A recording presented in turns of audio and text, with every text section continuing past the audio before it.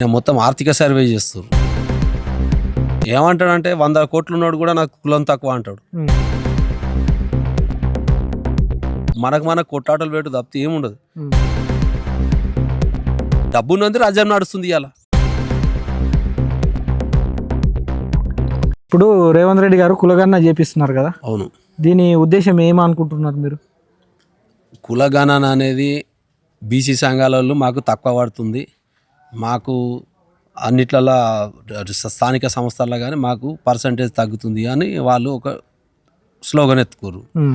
కులగణన అన్నప్పుడు ఏ కులం ఎంత ఉంది, బీసీలు ఎంత, ఓసీలు ఎంత, ఎస్సీలు ఎంత, ఎస్టీలు ఎంత అని చేయాలి.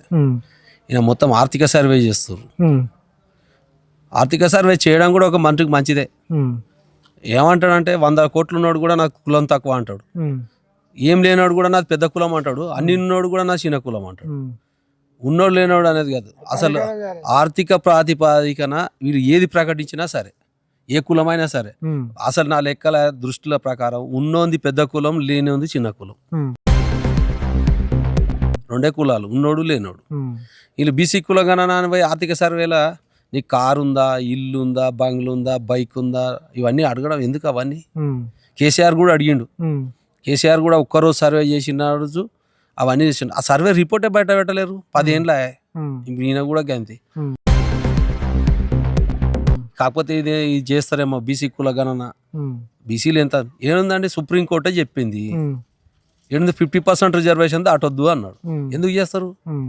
ఇంకొకటి ఏంటంటే నా దృష్టిలో ముఖ్యంగా ఎవరేమనుకున్నా లెక్క ఉంటుంది, కానీ భారతదేశంలో రెండే ఉన్నాయి, మొత్తానికి 3 లెక్క చేయాలి. కులగణన ఏం లేదు.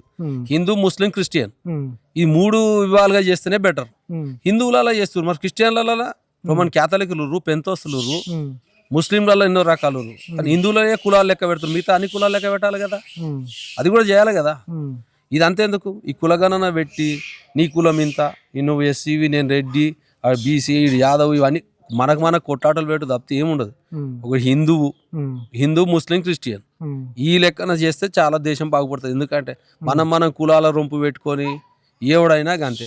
బాగా డబ్బు ఉన్నాడు ఒక లీడర్ అయిండు అనుకో, వాడు బీసీ కానీ ఎస్సీ కానీ 50 కోట్లు 100 కోట్లు ఉందంటే వానికనే అందరు పోతారు. ఓసీలు పోతారు, బీసీలు పోతారు, ఎస్సీలు పోతారు, ఎస్టీలు పోతారు. డబ్బు ఉన్నది రాజ్యం నడుస్తుంది ఇవాళ. బీసీలలో డబ్బు ఉన్నాడు వస్తే డబ్బు ఉన్నందుకే దగ్గర పోతున్నారు, డబ్బు లేనందు ఏం లేదు. వాడు ఎంత దార్కారైనా డబ్బున్నదే రాజ్యం ఉంది.